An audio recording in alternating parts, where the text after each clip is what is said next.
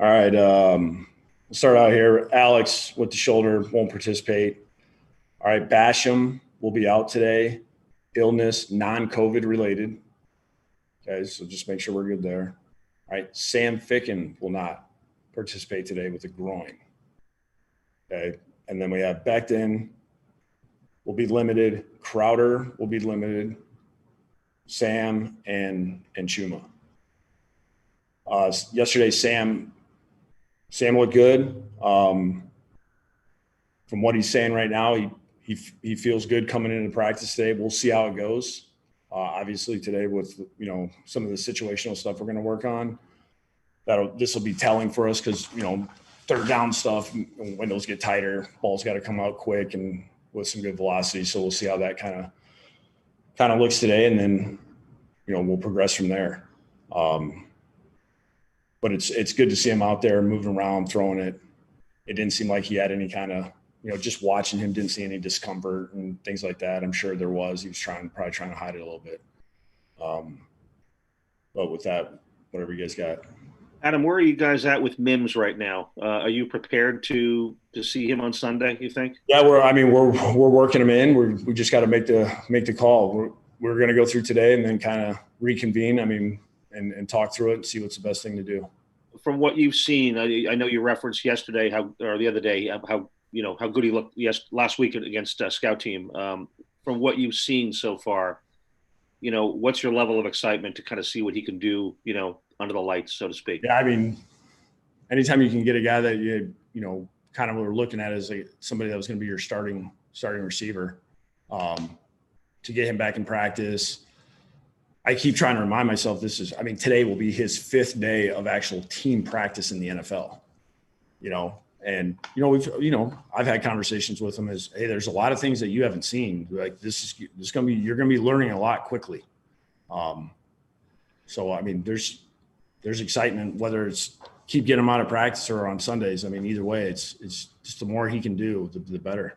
What are you seeing from him? Kind of to be specific as you can. You got a guy he's got incredible, length, range. He can go up and get the ball, speed. He has all those traits that you're looking for in a guy that can be a really good receiver. It's just, keep teaching him technique, scheme, coverages, all those little details that he might not have seen a lot of in college. Adam, can you elaborate on Ficken and Crowder? Apparently this happened yesterday, I guess. Yeah, it happened in practice yesterday. I don't know. I guess Sam's groin just tightened up on him. We'll just we're taking it day to day. We'll see where he is tomorrow. Crowder, I really can't see where anything happened. It's just, I don't know if it was just, he just got tight.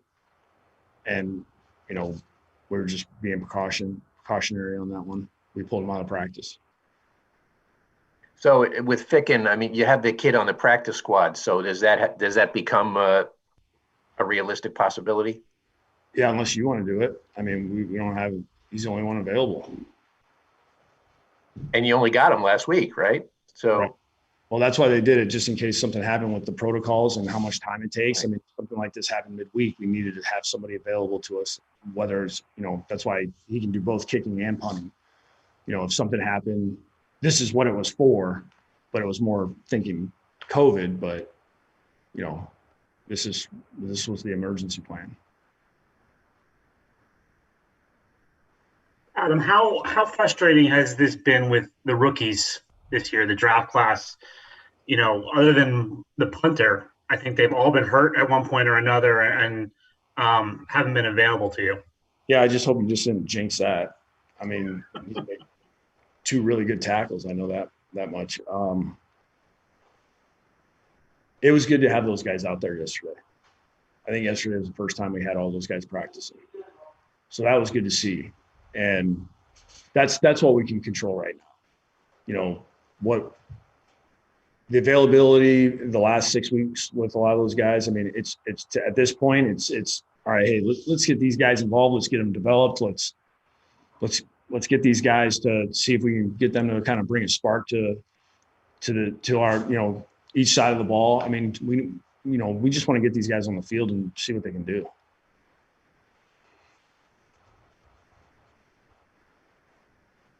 Adam, you talked about possibly having all three guys for the first time this week. Does any of that change now with Crowder? Is there a concern here that you might not have all three?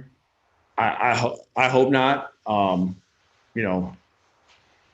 walked by him yesterday. He's like, we're good, just a little tight. So, hopefully there's the percentages remain high. How different will the offense, or can the offense look? Because, we haven't seen it. You haven't seen it. What would it look like? I mean, we'll see. We'll see. It's hard to anticipate. I mean, when you watch practice, that's one thing, but when you get in a game, it's, how's that going to go, of situations coming up, play calls coming in fast, how are we reacting to that? I mean, when those guys haven't worked together a whole bunch, it's just, you're going to be learning as we go a little bit, especially Mims. Like, there's going to be mistakes, and there are things we're going to have to live with and work through. And we just got to keep these guys just practicing and playing together and get as many of those reps as possible. Adam, the Jordan Willis wasn't on the at the top of the list of potential trade candidates, so that one came as a little bit of a surprise. Could you just maybe explain to us how that all came together? Yeah, there was a opportunity there, and we made, he had been inactive for us, so we just thought it was best for him, best for us. We'll take a few more for Coach. Adam, when the line has a day like it did Sunday with struggling with protection, do you kind of try to revamp the protections? Do you just kind of keep rolling with them and hoping it gets better? What's your approach there with the line? Yeah, I mean, you evaluate it after the game, you study the film, you start looking, all right, schematically, what's the issue? Is it people? Is it, did they just do a better job than us as far as what they did compared to what we were doing?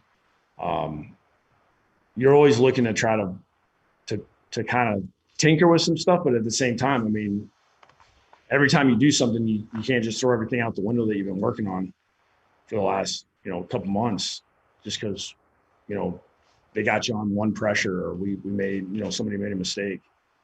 And at some point we gotta do it right in practice, not make the same mistake again.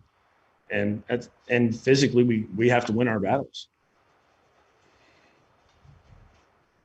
You mentioned after the game how you guys have seen a lot of man-to-man coverage in recent weeks. I'm just curious, how do you change that? I mean, how do you get teams to maybe getting more speed on the field like you're getting now with Mims, or like, how do you approach that?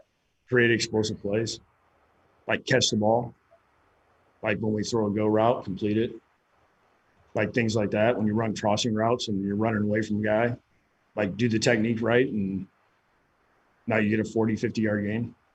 That's how you got to run them out of it. You got to create plays. I mean, they're daring you to win one-on-one matchups. And until you do that, you're going to see it. Arizona, we saw 69 snaps. We had 60 snaps in middle field close. I mean, we got to prove that we can win on the outside. They're basically daring us to do it. And Miami, the same thing. We saw cover 1 and 0. It went hard. They basically were like, our dudes are going to cover yours.